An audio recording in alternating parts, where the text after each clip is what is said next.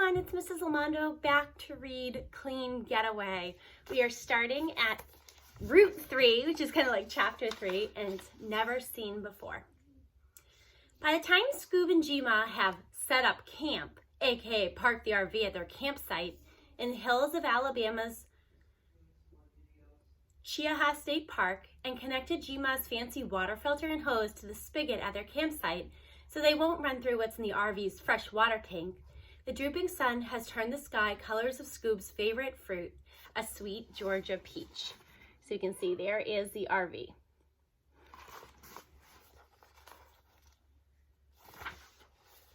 In fact, Scoob snagged a few from the bowl on his kitchen table and stuffed them into his backpack while on the way out the door with Gma this afternoon. Come to think of it, that bowl was empty when Scoob left for school this morning.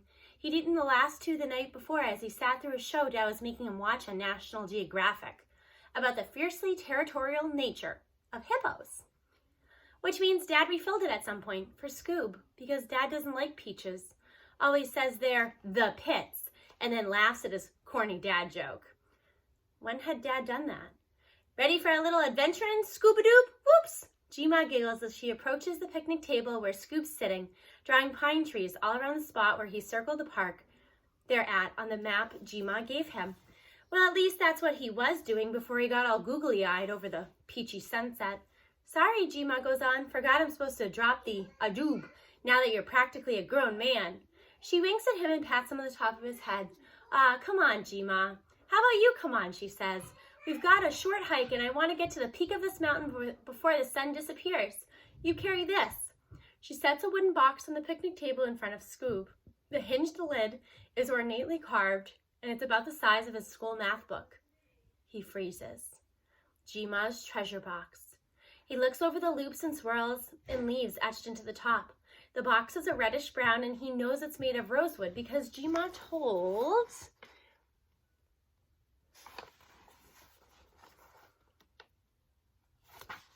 him years ago when he first noticed it sitting on her mantle. It's the one thing that has always been off limits in Gma's house. Scoob never even touched it before. Okay, that's a lie.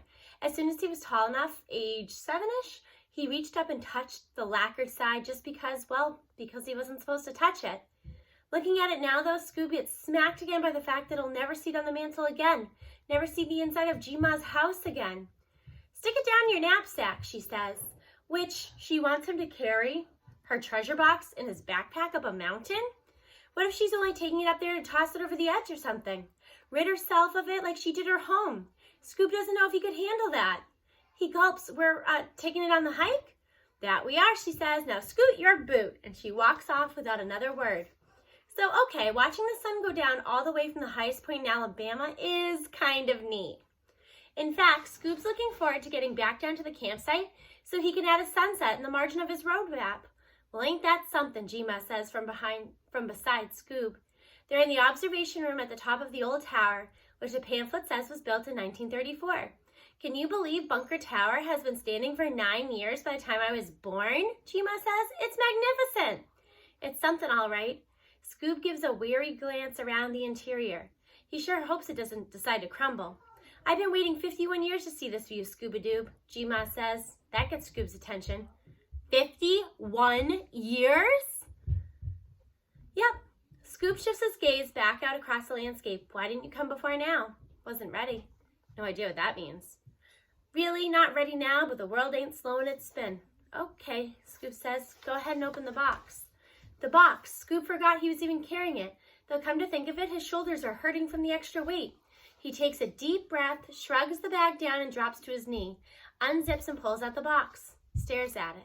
It won't bite you, Gma says, but at least I don't think it will. She smiles and pats the top of his head. Scoob runs a thumb over the brassy latch.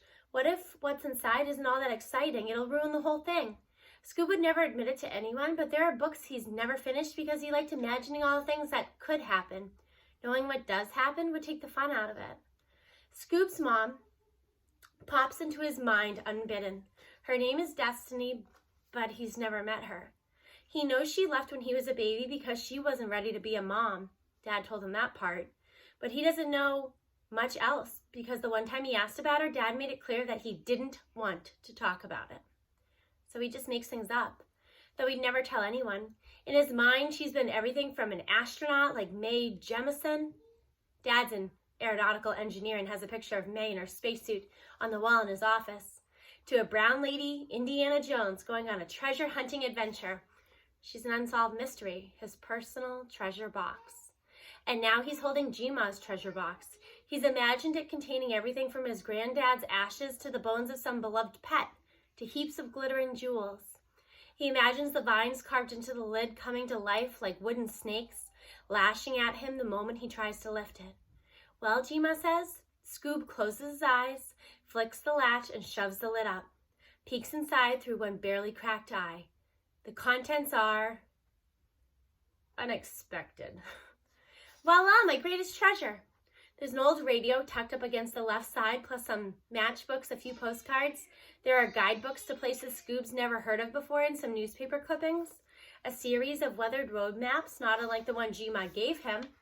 A small photo album and a little green book called Traveler's Green Book.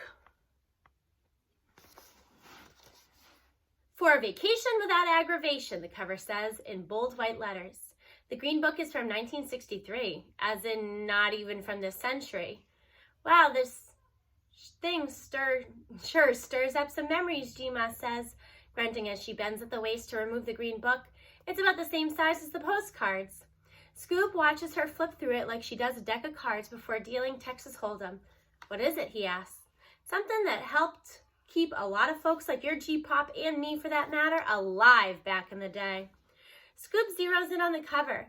It features an image of two women. He can't tell what race they are. Everything is tinted green, surprise, surprise. Leaning over a small boat beneath a sky full of fluffy clouds. Really? Mm-hmm.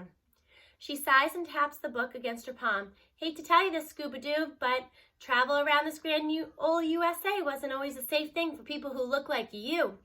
This was a mean place back when your G-Pop and I were young. And that book existed to let Negro travelers know which hotels and such would accept them as customers. There are even some other countries in here. You hold on to it. You might learn something. She hands Scoob the book. Scoob flips the book to check out the back, then shoves it in his pocket without a word. Now grab that Alabama map, if you will, please. He rifles through the rest of the stuff, looking for what she requested, and finds it beneath a napkin with a circular stain on it, probably from a cup of coffee. It's weathered in pamphlet style Alabama, printed vertically in bold letters on the front. Open it up. There's a route highlighted, broken up by circled spots with handwritten notes scribbled over them. That cuts straight across the Georgia-Alabama line to Alabama's midpoint in Birmingham, and then veers southwest to the state's opposite border. Can you see what's circled just below and to the right of Anniston? Scoob holds the map a little bit closer. Chiaha State Park, the highest point in Alabama, is scrawled above the spot of green. In awe, Scoob looks all around him, then at Jima, who nods just once. 51 years, she says. Then she begins to sob, like Scoob's never seen before. I wonder what's making Jima so emotional. Route 4, Life Pollution. On the way back down the mountain, Scoob's so focused on Jima. That was his first time ever seeing her cry, and she told him a lot about his grandfather. He trips on a tree root and comes down hard on a small rock, partially buried in the dirt of the walking trail. My word, are you all right, Scooby-Doo? Jima says, reaching to help him. I'm fine, Jima. Scoob dusts the woodland debris from his clothes and tries to play it off. They continue walking, Scoob's mind swirling. While Jima sobbed over the sunset, it hit Scoob. His grandfather had needed a book that listed safe places to do something as simple as get gas back in the day, because he was black. By the time they get back to Jima's new sweet ride, there's a dull ache in his right arm, but all I can think about is the phrase, for vacation without aggravation. And that boat on calm water beneath those fluffy clouds. That is until they're inside the RV where the light is brighter. Oh, Jima shouts, startling Scoob. Oh, that needs to be cleaned immediately. Come. When Scoob looks at his arm and sees the lines of drying blood that have run down his hand from a nasty-looking cut near his elbow, the dull ache explodes into a burning throb. Oh. Put that bag down, Jima orders, and as soon as he does, she's dragging him over to the kitchenette sink by his good arm and washing her hands. Then she shoves his arm underneath the warm water. It takes the force of Thor to keep his jaw clenched so he doesn't scream like a giant baby. In fact, the word jaw is aching. By the time Jima finishes with rubbing alcohol and weird colored betadine and bag balm for chopped cow udders, by the time the nickel-sized cut is bandaged, Scoob's exhausted. He collapses into the dining room and looks up at the overcab bunk where he's supposed to sleep. What if he rolls off? Hot cocoa, Jima asks. Scoob shakes his head. No thanks, Jima. Think I'm going to call it a night.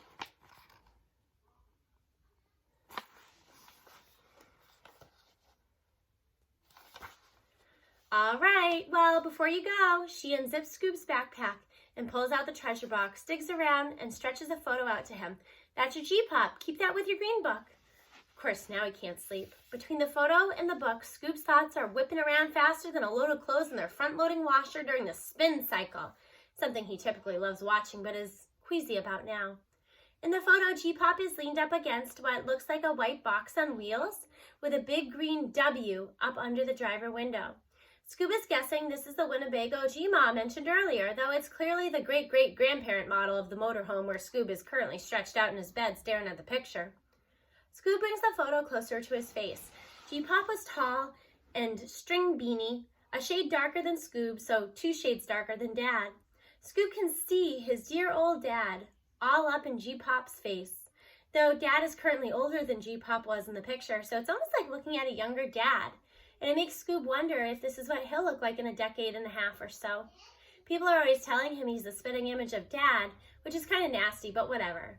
It's weird looking at his grandfather. In almost 12 years, this is the first photo Scoob's ever seen of the guy. He's never really even heard G-Ma talk about the dude before tonight, which, now that he thinks about it, probably isn't normal.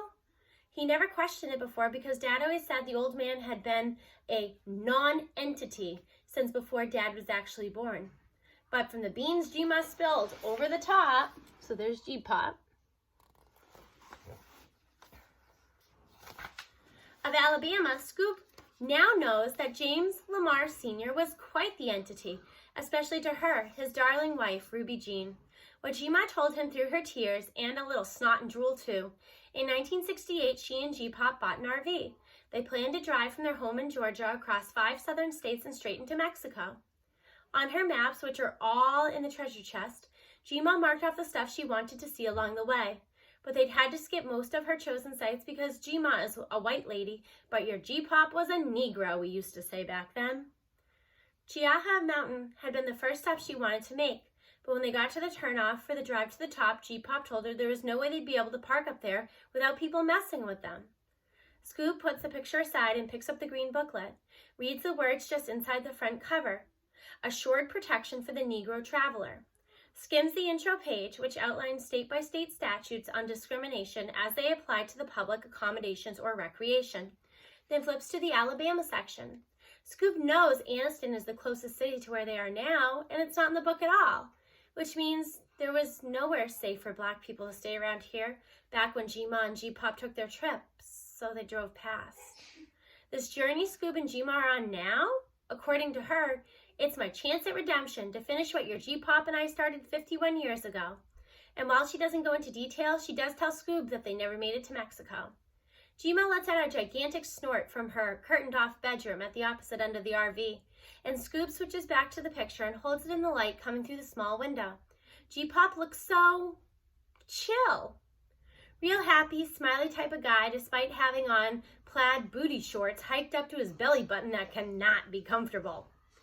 Dad told Scoob G-Pop was a jewel thief who went to prison shortly before Dad's birth, and G-Pop died there, in prison.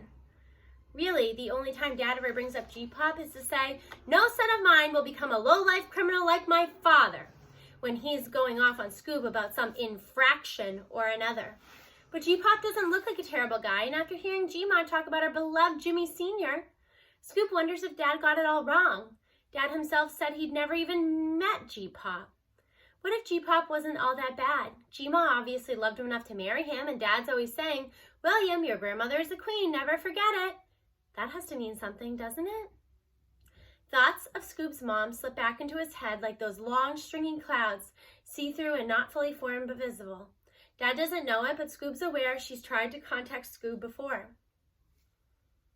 Just before he turned 10, she left a voicemail that Scoob accidentally heard while trying to call Drake on Dad's phone. He still remembers every word. "James, it's Destiny. A friend of mine helped me find your phone number. Hope that's okay. I know it's been a long time, but, well, I'm better now. And I need to see my baby boy, James. Please." And she left a number. By the time Dad woke up from the nap he was taking, Scoob had listened to the message 16 times. And he knows Dad knows he heard it because there's no way to make a listen-to voicemail new again. And try as he might after hearing her voice, he'd been unable to slip back into his imaginings of her at that time. He watched Dad for days, just waiting for him to say, "Son, I think it's time you met your mother," but it never happened. Days went into weeks, and Dad didn't say a word. By the time Scoob worked up the courage just to call the number she left, 27 days later, on the day after his double-digit birthday, 10 meant he had to be braver, right? He got the number the number you have dialed has been disconnected or is no longer in service message. He said something to Dad then. "Hey, Dad, I know my mom called." And that's all he got out because Dad cut him off. "She left, William. She's gone, absent, same way my father was. End of story." But what if it's not? What if there's more to the story, like there's clearly more to G-Pop? Scoob fills his cheeks with air and then blows out, rolls back to his stomach, and tucks the picture of G-Pop into the green book, then shoves both under his pillow. He peeks through the window by his head. The sky looks like somebody took an ocean full of silvery glitter stuff G-Ma sometimes wears on her eyelids when she's feeling fancy and threw it in the air. He had no idea so many stars even existed. G-Ma says they can't see them from Atlanta because there's too much light pollution. Tonight he learned more than he realized there was to know about a guy he's always been told didn't matter. What else would Scoob not know about in the sky of his existence? Is there such thing as life pollution? We're going to pause there for today. When we come back, we'll start off with chapter 5, which is labeled Run for It. So we'll see who's running and what from when we return. See you then. Bye.